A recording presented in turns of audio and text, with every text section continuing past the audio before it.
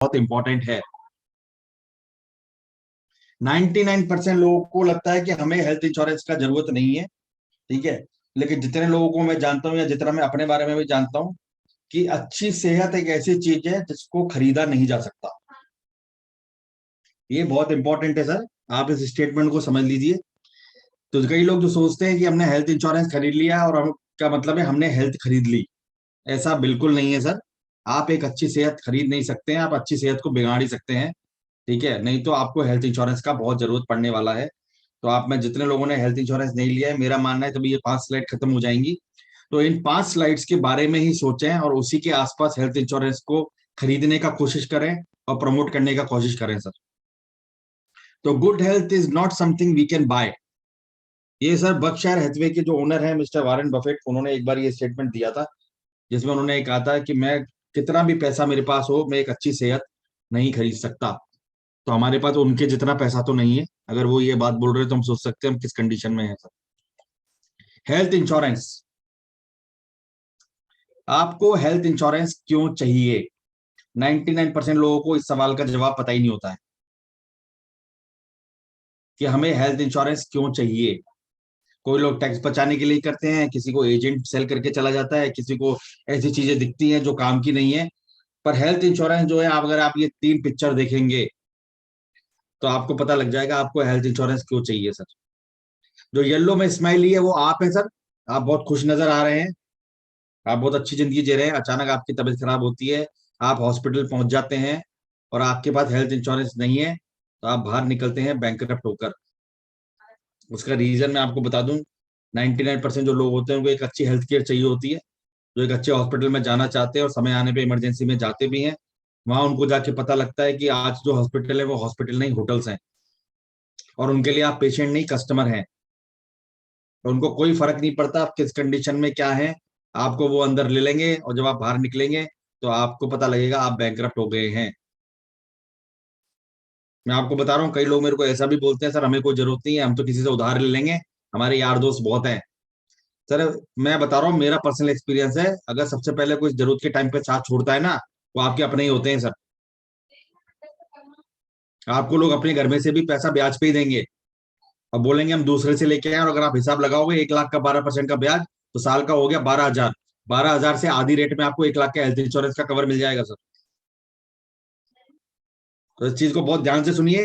Health insurance अगर आपके पास नहीं है, हॉस्पिटल्स को कोई फर्क नहीं पड़ता है, उनसे कोई समाज सेवा चैरिटी की उम्मीद मत रखिएगा। ये मेरा पर्सनल एक्सपीरियंस मैं आपको बता रहा हूँ। मैंने ऐसे लोगों को हॉस्पिटल में से बाहर आके बैंकरप्ट होते हुए देखा है, जिनके बच्चे आज तक कर्जे चुका रहे हैं सर।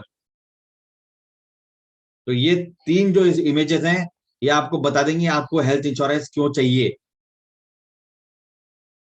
अगर आप बैंकरप्ट नहीं होना चाहते, क्योंकि हम सब मिडिल क्लास फैमिलीज को बिलोंग करते हैं, पर हमारी एक हमारी हमारा हक है कि हमको अच्छी मेडिकल केयर मिले बीमार होने पे, लेकिन उसके लिए चाहिए पैसा, और वो पैसा इतना ज्यादा होता है। इस पूरे इकोसिस्टम में से सबसे ज्यादा कोई अनरेगुलेटेड है तो वो है हॉस्पिटल मेडिकल सर्विसेज। इसको कोई रेगुलेट नहीं कर सकता है, ये ना रेगुलेट इंडिया के अंदर हो सकती है।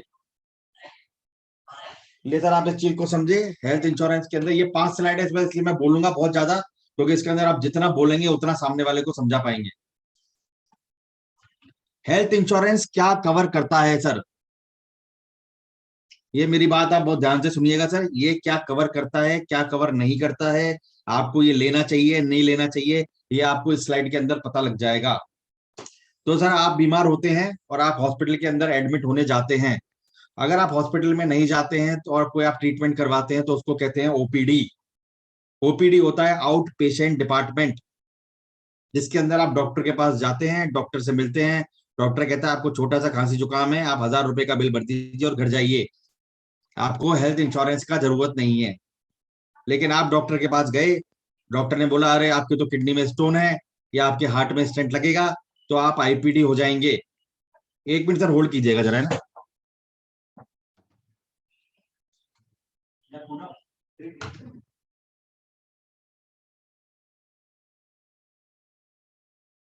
Sorry sir. तो आप एक बात समझिए ध्यान से सर, हॉस्पिटल के आपके मेडिकल ट्रीटमेंट के 3 स्टेजेस होते हैं।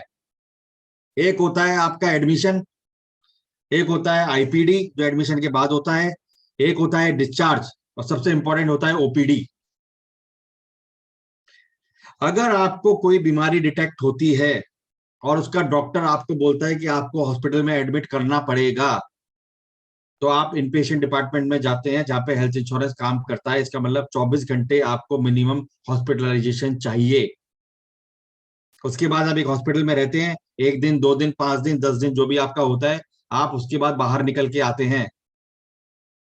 तो उस बीमारी को लेकर जो भी आपने 30 दिन पहले तक खर्चा किया था एडमिट होने के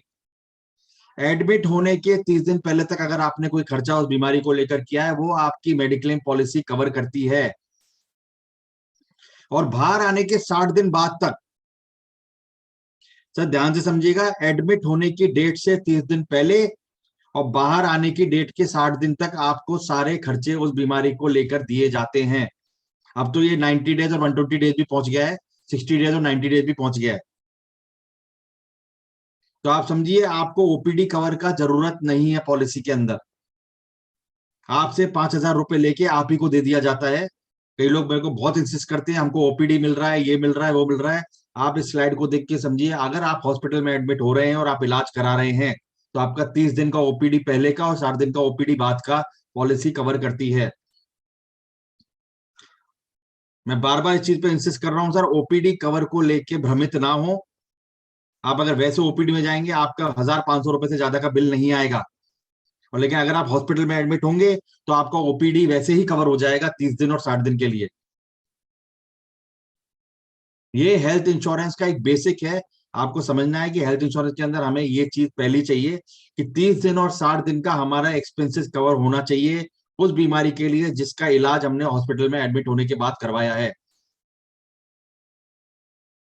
ये पेन पेपर पे लिख लीजिए सर, आप ओपीडी कवर के बारे में बात करना बंद कर देंगे। आईपीडी होता है इन पेशेंट जहां आप हॉस्पिटलाइज होते हैं, जहां मिनिमम 24 घंटे का हॉस्पिटल चाहिए मेडिक्लेम में। आजकल कुछ बीमारियां डे केयर के अंदर ट्रीट होती हैं, जिनका आपको लिस्ट इंश्योरेंस कंपनी देती है। आपको कोई प्रॉब्लम आती है, आप हमें अप्रोच कर सकते हैं। जो बीमारियां 24 घंटे से कम के अंदर ट्रीटमेंट होती है, उनके लिए आपको 24 घंटे हॉस्पिटल में एडमिट होने का जरूरत नहीं है, वो भी आपकी पॉलिसी कवर करती है। ये सर वो कुछ ऐसे शब्द हैं जो आप पॉलिसी ले लेते हैं और उसके बाद जब आप जाते हैं हॉस्पिटल में एडमिट होने, तो आपके सामने एक बुरे सपने की तरह आते हैं। ये स्लाइड पे मैं सर सबसे ज्यादा टाइम लेने वाला हूं, आप इस चीज को ध्यान से समझिएगा। आपको सिनेरियो बताता हूं। आप डॉक्टर के पास गए, डॉक्टर ने को आपने दिखाया, डॉक्टर साहब मेरे पेट में दर्द हो रहा है, डॉक्टर ने बोला आपकी गॉल ब्लैडर में प्रॉब्लम है, और उसने पर्चा बना दिया।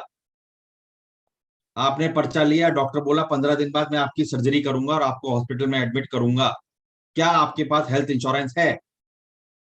आपने कहा नहीं है।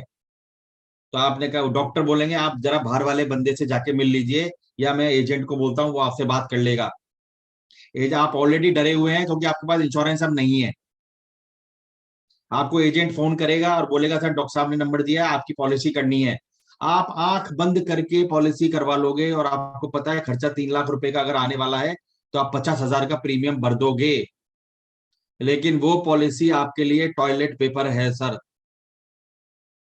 वो कैसे? अगर पॉलिसी लेने के पहले आपने किसी भी तरह का ट्रीटमेंट चालू कर दिया या डॉक्टर ने डायग्नोस कर दिया, वो आपका प्री एग्जिस्टिंग डिजीज में काउंट होगा, जिसका 2 साल से लेके 4 साल तक का वेटिंग पीरियड है पॉलिसी के अंदर। तो सर इस गलतफहमी में ना रहें कि डॉक्टर जब बताएगा उसके बाद हम इंश्योरेंस करा लेंगे तो हमारा ये डिजीज कवर हो जाएगा। सबसे ज्यादा केसेस मिस सेलिंग के इसी कंडीशन में आते हैं। आप हॉस्पिटल जाते हैं, पॉलिसी करा लेते हैं, इंश्योरेंस कंपनी कहती है ये आपका ऑलरेडी प्री एग्जिस्टिंग डिजीज है, क्योंकि इसका डायग्नोस ऑलरेडी आपके पॉलिसी लेने से पहले हो चुका था। तो सर जिन्होंने इंश्योरेंस नहीं लिया है वो ये इंतजार ना करें कि जब पता लगेगा तो पॉलिसी ले लेंगे। अब आप उस इलाज के लिए 4 साल नहीं रुक सकते हैं सर। तो 50,000 तो प्रीमियम गया, और 2-3 लाख रुपए जो खर्चा हुआ वो भी गया पानी में। तो इस वेटिंग पीरियड को समझिए, ये सीधा पत्थर की तरह आपके सिर के ऊपर आके पड़ेगा अगर आपने इंश्योरेंस नहीं लिया है। और सबसे इंपॉर्टेंट चीज, कई बार आप जाते हैं, आपको लगता है अभी डॉक्टर को मत दिखाओ, थोड़ा दर्द है, कुछ है, आपने पॉलिसी आज ले ली, 10 दिन बाद डॉक्टर को दिखाया और 10 दिन बाद पता लगा कि आपकी सर्जरी 2 दिन के अंदर करनी है, आप बहुत मन में खुश होंगे कि ओहो मैंने बहुत सही टाइम पे पॉलिसी ली है। नहीं सर, पॉलिसी लेने के 30 दिन तक आप कोई भी क्लेम नहीं कर सकते हैं एक्सेप्ट एक्सीडेंट। ध्यान से समझिए सर, वेटिंग पीरियड्स को 30 दिन का वेटिंग पीरियड होता है। कोई बीमारी आपको पॉलिसी होने के बाद अगर डिटेक्ट होती है तो उसका ट्रीटमेंट आप 30 दिन तक नहीं करवा सकते हैं। प्लस अगर आपकी कोई भी बीमारी पॉलिसी लेने के पहले डिटेक्ट हो जाती है तो 4 साल और 2 साल के वेटिंग पीरियड है जो लिस्ट होती है, हर कंपनी आपको देती है। तो कृपया सर इंश्योरेंस पॉलिसी फटाफट से आप लोग ले लें, अगर नहीं ले रखी है, या जो आपके दोस्त लेना चाहते हैं उनको बोलें अभी ले लो, ये समय कभी भी आ सकता है। इसमें आपकी भगवान भी मदद नहीं कर पाएंगे। आप सिर पीटते रहना, आपका परिवार इधर उधर हाथ पैर मारता रहेगा सर। ये वेटिंग पीरियड्स का अगर आपने ध्यान नहीं रखा, ये आपको कोई नहीं बताएगा। अब आते हैं कैपिंग्स पे। ये एक दूसरी चीज है जो निकल के आती है, क्योंकि हमारे अंदर एक अच्छी खासियत क्या है कि हम एक्सपेक्ट करते हैं कि हमारे कागज को भी दूसरे लोग पढ़ें। हमारी पूरी सोसाइटी एक्सपेक्टेशन पे डिपेंड करती है। हम सब कुछ दूसरों से एक्सपेक्ट करते हैं, हम खुद कुछ नहीं करते हैं। 9% लोग अपनी हेल्थ पॉलिसी को पढ़ते नहीं है, हेल्थ छोड़ो सर, मोटर पॉलिसी को भी नहीं पढ़ते हैं। ये होती है दो तरह की कैपिंग आपकी पॉलिसी में, एक होती है डिजीज वाइज, एक होती है रूम रेंट और एक आईसीयू। और मैं आपको बता रहा हूं, मेरा एक्सपीरियंस है कि जितनी बार भी इमरजेंसी हुई है हॉस्पिटल में, आपकी रूम रेंट की कैपिंग के हिसाब से कमरा कभी भी नहीं मिलेगा। तो रूम रेंट कैपिंग क्या होती है कि मान लो आपका 3 लाख का सम इंश्योर्ड है, आपका रूम रेंट का कैपिंग 2% और 4% है।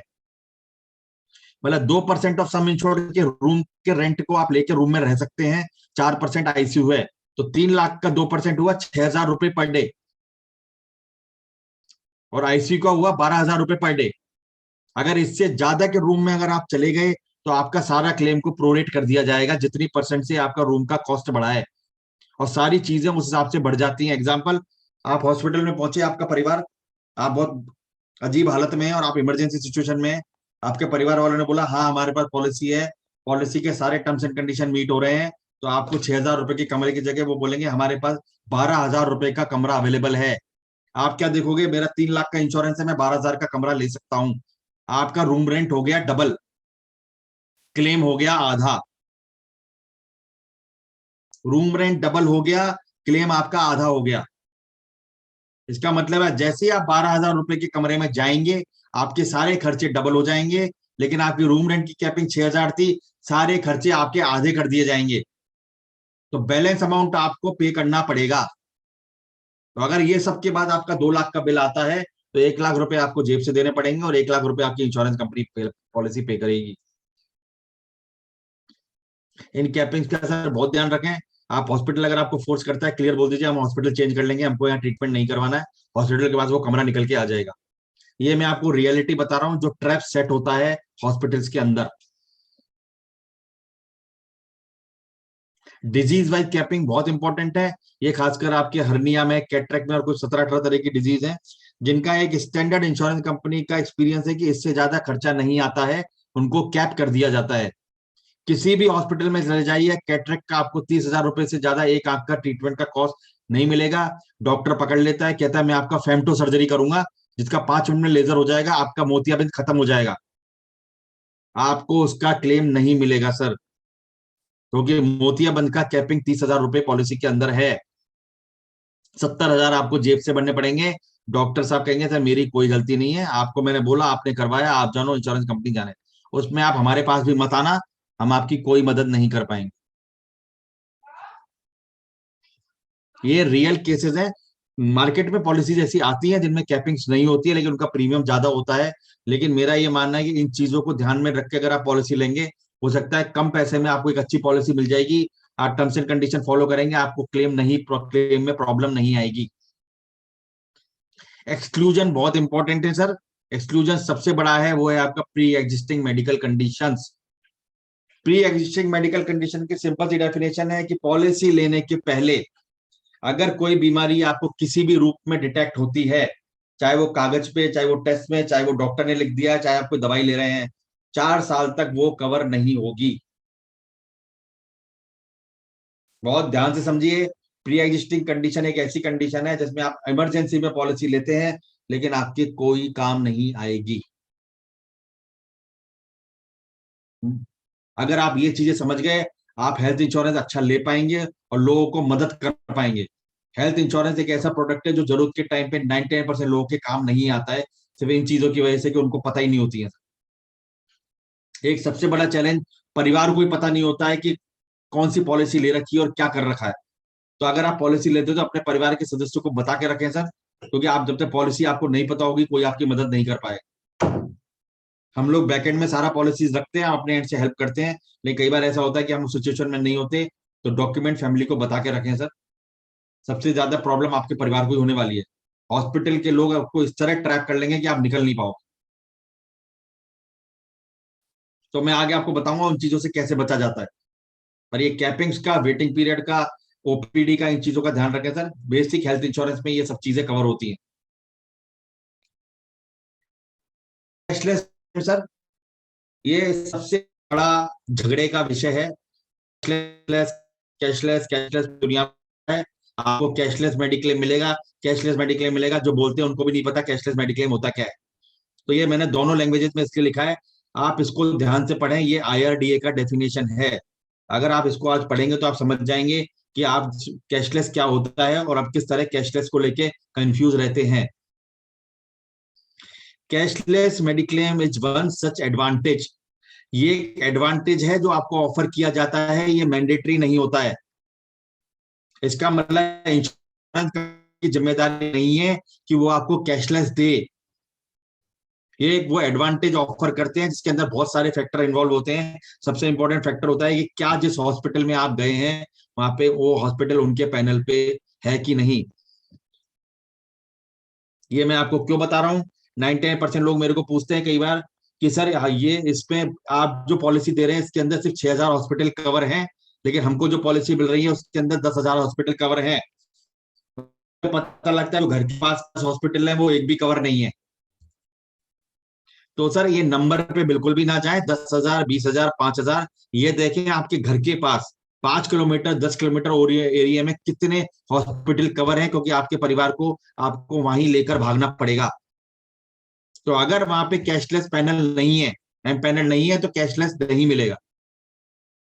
क्योंकि ये एडवांटेज है जो इंश्योरेंस कंपनी ऑफर है, जिससे रीइंबर्समेंट की फॉर्मेलिटीज खत्म हो जाए और इंश्योरेंस कंपनी का कुछ पैसा बच जाए, जिससे कि वो और उसको लोग नौकरी पे नहीं रखने पड़ेंगे। और ये सिर्फ आपकी ट्रीटमेंट कॉस्ट कवर करता है सर। साबुन, तेल, शैम्पू, कॉफी, चाय, नाश्ता, टॉवल, सैनिटरी नैपकिन, कंगे, इन तौलिए, इन सबके पैसे इसके अंदर कवर नहीं है। 40% आपकी आजकल जो मेडिकल कॉस्ट है वो इन्हीं से आती है। तो कृपया ऐसा हॉस्पिटल देखें जो ये आडंबरबाजी नहीं रचता हो, जिससे आपको ट्रीटमेंट का पैसा ज्यादा मिले। ये आपकी ट्रीटमेंट कॉस्ट कवर करता है, ना कि आपके खर्चे। कैशलेस मेडिक्लेम में आपके medical bill direct insurance company settle करती है। आप बैलेंस अमाउंट देके आप बाहर आ सकते हैं। Total amount fall under assured limit, ना कि इंश्योर्ड लिमिट। समझिए इस बात को। एश्योर्ड मेडिक्लेम के अंदर they give you assurance, not insurance. क्योंकि ये इंडेमनिटी पॉलिसी नहीं होती है, बेनिफिट पॉलिसी होती है। अपन आगे के सेशन में करेंगे कि इनमें क्या डिफरेंस होता है। एश्योर्ड लिमिट का मतलब होता है कि आपको पूरा अमाउंट गारंटी नहीं होता है। जितना खर्चा आएगा और जो पेबल होगा उतना आप दे दिया जाएगा। आप चैलेंज नहीं कर सकते कि मेरा तो 3 लाख का सम इंश्योर था, मेरा 2.5 लाख का बिल आया, पूरा पे करो। हो सकता है आपका सिर्फ 25,000 ही पेबल हो पॉलिसी में, बाकी सारा आपको भरना पड़े। इसलिए मैं हर बार कहता हूं इंश्योरेंस कंपनी को आप डॉक्यूमेंट में चैलेंज नहीं कर सकते। इसलिए पॉलिसी ध्यान से पढ़ें, पॉलिसी ध्यान से पढ़वाएं और सही लोगों से पॉलिसी खरीदें या सही लोगों से राय लेके पॉलिसी आगे प्रमोट करें। डॉक्यूमेंट में आप कभी भी इंश्योरेंस कंपनी को चैलेंज नहीं कर पाओगे, मैं बता रहा हूं। और अगर आपका क्लेम जेन्युइन है, मैं फिर कहता हूं क्लेम भगवान को भी देना पड़ेगा। स्ट्रॉन्ग लीगल फ्रेमवर्क है अपनी कंट्री के। अगर इंश्योरेंस कंपनी कुछ भी ब्रीच करती है, मैटर कोर्ट में जाता है, आपको वकील के पैसे भी इंश्योरेंस कंपनी को देने पड़ेंगे। तो अगर लगता है आप अपनी जगह सही हैं और अगर हमको लगता है अपन लोग सही हैं, हम आपके साथ सुप्रीम कोर्ट तक जाने को तैयार हैं। लेकिन कैशलेस को आप ध्यान से समझिए। ये सबसे ज्यादा मिथ क्रिएट करता है पॉलिसी के अराउंड। ये गारंटीड नहीं होता है, इसके अंदर सब कुछ कवर नहीं होता है। कैशलेस कभी भी 100% कैशलेस नहीं होता है सर। हिंदी में आप समझ लीजिए, ऐसा लाभ है जो अधिकांश बीमा करता प्रदान करते हैं। ये उपचार लागत ध्यान रखने की प्रतिपूर्ति के उसमें काम आता है। अस्पताल नेटवर्क में होना बहुत जरूरी है। नेटवर्क आपको पता करना है अपने पिन कोड से। तो सर ऐसे चक्करों में ना है कि सर मुझे तो एयर एम्बुलेंस की फैसिलिटी मिल रही है, मैं एयर एम्बुलेंस का कवर मुझे चाहिए। सर आपके घर पे एम्बुलेंस भी नहीं आ सकती, आप एयर एम्बुलेंस को उतारोगे कहां पर? छत पे हेलीकॉप्टर उतारोगे या एयरक्राफ्ट उतारोगे जो आपको एयर एम्बुलेंस चाहिए? ये मैं आपको रियलिटी बता रहा हूँ। लोग आते हैं, हमको एयर एम्बुलेंस का कवर मिल रहा है, हमको वो चाहिए। सर आपके घर पे गाड़ी नहीं पहुंच सकती, हवाई जहाज कहाँ पहुंच जाएगा? ये सिर्फ पैसे बढ़ाने की चीजें होती हैं। खिचड़ी में घी डालो नहीं अच्छी लगेगी, पर पहले खिचड़ी तो पका लीजिए आप लोग। ये मैं आपसे वन टू वन कन्वर्सेशन इसलिए कर रहा हूँ कि जब आप कस्टमर से बात करेंगे, इस तरह की हरकतें कस्टमर करेगा और एक का भी जवाब नहीं होगा। जो सवाल मैं आपको बता रहा हूँ, इनका एक सवाल का जवाब कस्टमर के पास नहीं होगा, क्योंकि ऑलरेडी उसका ब्रेन वॉश किया गया है। आपको ब्रेन वॉश नहीं करना है सर। हेल्थ इंश्योरेंस एक ऐसी चीज है जो जरूरत के टाइम पे काम आनी चाहिए, 90% केसेस में काम नहीं आती है। कंपनी कहती है मेरा 98% सेटलमेंट रेशो है, वो बिल्कुल आर्बिट्रेरी फिगर है। वो सेटलमेंट रेशो उन क्लेम्स का है जो कि एडमिट किए गए, तो बोला कि हाँ ये पे हो सकते हैं। आपको ये पता भी नहीं चलेगा कितने क्लेम है जो इंश्योरेंस कंपनी एक्सेप्ट ही नहीं करती है पे करने के लिए। इंडिया में मेडिकल कॉस्ट जो हम लोग पे करते हैं हॉस्पिटल में, उसका सिर्फ 6% इंश्योरेंस कंपनी के द्वारा पे किया जाता है। इसका मतलब अगर पूरे देश में 100 रुपए की ट्रीटमेंट कॉस्ट है सारे हॉस्पिटल में, सिर्फ 6 रुपए इंश्योरेंस कंपनी पे करती है। 94 रुपीज आज भी कस्टमर को अपनी जेब से पे करना पड़ता है। तो आप सोच लीजिए हॉस्पिटल को आप नहीं, इंश्योरेंस पॉलिसी आपको ढंग से लेनी पड़ेगी।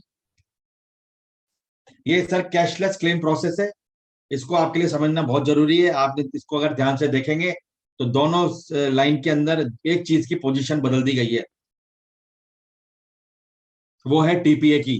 टीपीए होता है एक थर्ड पार्टी एडमिनिस्ट्रेटर, जिसका कोई लेना देना नहीं होता कि आपकी पॉलिसी किससे ली, कहां से ली। वो सिर्फ ये देखता है पॉलिसी के अंदर क्या लिखा हुआ है, उसके हिसाब से वो क्लेम सेटल करता है। प्लान्ड हॉस्पिटलाइजेशन किसे कहते हैं कि अगर आपको पता है कि आपका कोई सर्जरी 15 दिन या महीने भर बाद होने वाला है, तो प्लीज वो डेट आने का इंतजार ना करें। आप अपने एजेंट या ब्रोकर के थ्रू इंश्योरेंस कंपनी को अप्रोच करें, टीपीओ को अप्रोच करें और उसको बताएं कि मेरा इस तारीख को ऑपरेशन है। वो आपको पहले ही अप्रूवल देके रखेगा। अगर वो अप्रूवल आप पहले लेकर जाएंगे तो आपसे हॉस्पिटल वाले सिक्योरिटी अमाउंट नहीं मांगेंगे सर। इस चीज को ध्यान से समझिए सर। हॉस्पिटल वाले सिक्योरिटी अमाउंट नहीं मांगेंगे अगर ऑलरेडी अप्रूवल है प्लान में। इमरजेंसी के अंदर हम कुछ नहीं कर सकते। इमरजेंसी में आपको अचानक हॉस्पिटल जाना पड़ेगा, आपके फैमिली मेंबर को टीपीए टेस्ट पे जाना पड़ेगा, वहां से आपका कैशलेस क्लेम सेटलमेंट होगा। 99% केसेस में हॉस्पिटल में टीपीए टेस्ट जो होता है वो 6-6 घंटे तक टीपीए को फाइल नहीं भेजता है। तो कोई क्लेम आता है, आप ये टीपीए को बोलें कि आप हमें बताएं, आपने टीपीए डेस्क को बोलें कि आपने फाइल टीपीए को भेजी है कि नहीं। क्लेम सेटलमेंट का टाइम सर सिर्फ 20 से 25 मिनट होता है प्री अप्रूवल का, और डिस्चार्ज का 2 से 3 घंटे। लेकिन उसको 8-8 घंटे लगते हैं हॉस्पिटल की वजह से, क्योंकि अगर हॉस्पिटल जल्दबाजी जल्दी करेगा तो जल्दी क्लेम सेटल होगा, कस्टमर को ज्यादा पैसे नहीं देने पड़ेंगे। तो आप प्लीज आगे से हॉस्पिटल में टीपीए टेस्ट पे झगड़ा करें और उनको बोलें जब आप टीपीए को मेल भेजोगे मेरे को मेरी मेल में कॉपी मार्क करोगे। उससे आपको एग्जैक्ट पता लग जाएगा आपका क्लेम अभी प्रोसेस होने के लिए गया भी है क्या नहीं। तो ये दो प्रोसेस है सर क्या क्लेम सेटलमेंट के, जो आपको ध्यान रखना है इन चीजों का। बहुत इंपॉर्टेंट है सर, इस पे ध्यान दीजिए।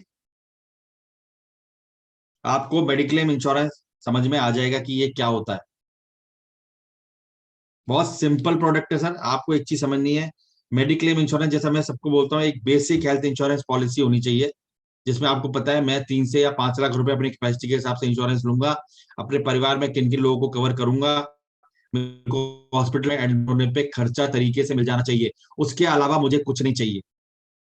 Basic health insurance policy sir. NCB protector, NCB give up, ये वो सब ये एडिशन है जो आप बाद में कर सकते हैं। पर पहले आप अपनी जरूरत समझिए, क्या आपके पास एक ऐसी हेल्थ इंश्योरेंस पॉलिसी है जो कि आपके बेसिक ट्रीटमेंट कॉस्ट को बिना परेशान किए कवर कर सकती है। बिना परेशान किए कैसे करेगी?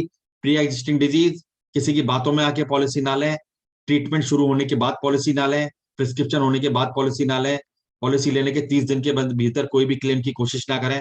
ये 4-5 चीजें आपको ध्यान रखनी है और आगे लोगों को बतानी है।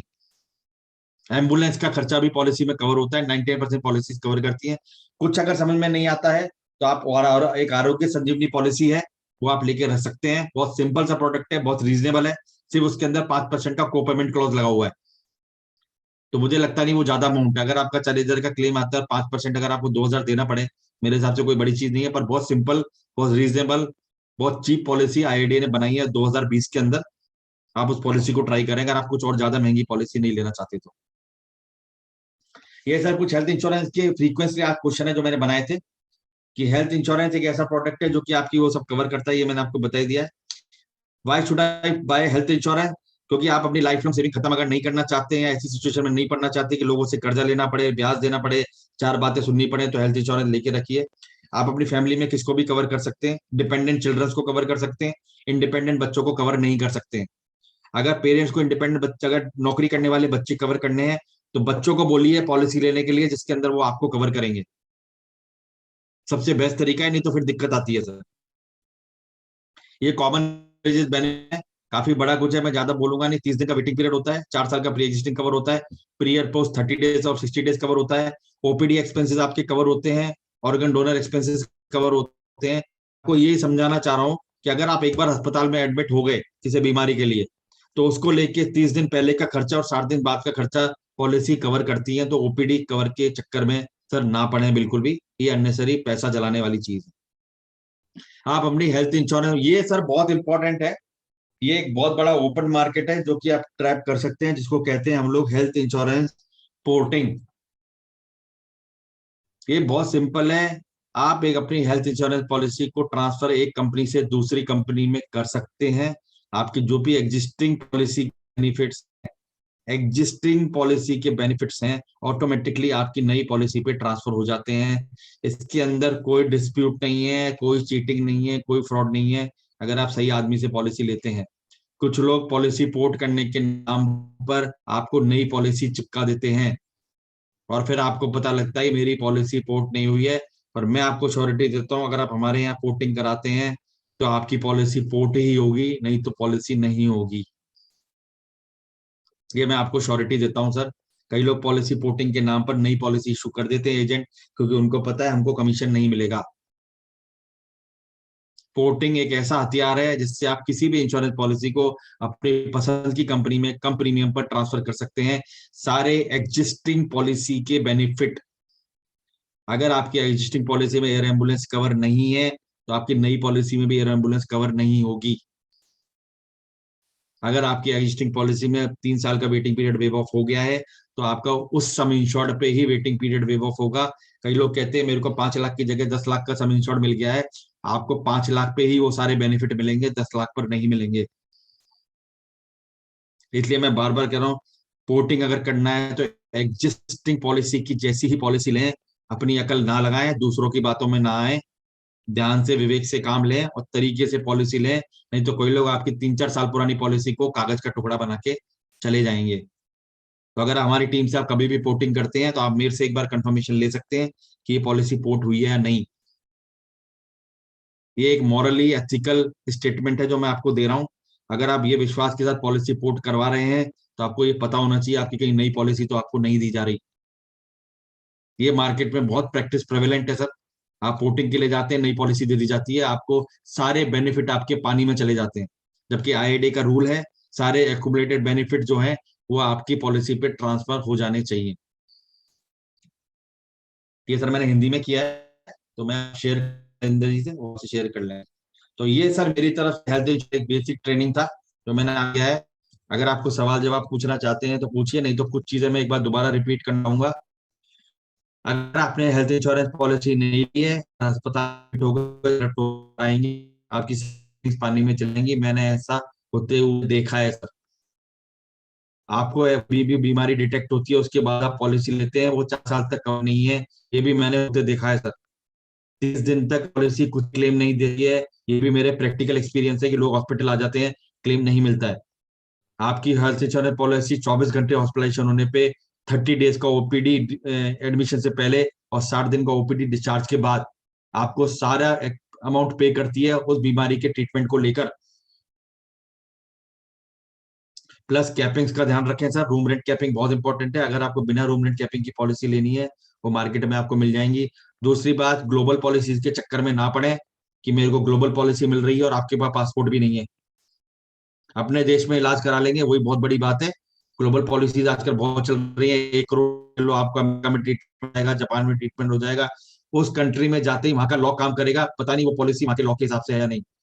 ये मैं आपको बता रहा हूँ, ये बहुत फैंसी कवर आजकल दिए जा रहे हैं, पर ये हमको उनकी इतनी जरूरत नहीं है। अगर आपके पास ज्यादा पैसे हैं तो मेरा ये कहना है 2-3 पॉलिसी, इंश्योरेंस पॉलिसी ले लें, वो ज्यादा बेटर है। ग्लोबल ग्लोबल पॉलिसी के चक्कर में ना पड़े सर।